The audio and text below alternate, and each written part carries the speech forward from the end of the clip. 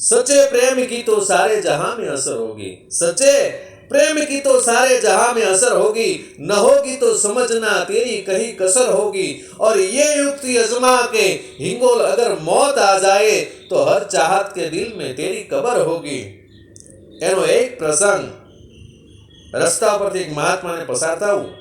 મહાત્મા શ્રી જ્યોતિષના જાણકાર છે અને રસ્તામાં એક દીકરી બેઠી છે.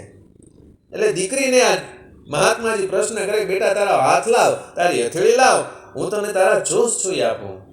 અને ત્યારે દીકરી એમ કે છે કે બાપજી તમારે જોશ જોવા હોય ને તો સામે પેલો માણસ બેઠો ને એના જોશ જોઈ આપો.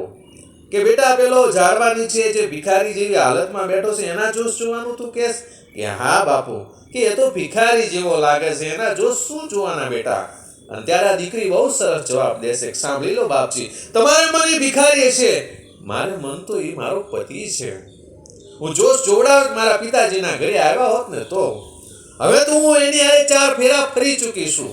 એટલે મારા હાથની રેખાઓ ભૂવાઈ ગઈ છે, મારે તો હવે એની રેખાઓ પર જીવવાનું છે. આ પ્રેમ એટલે કવિ કહેશે કે સચ્ચે પ્રેમ કી તો સારે જહાં મેં અસર હોગી, ન હોગી તો સમજના તેરી કहीं कसर होगी.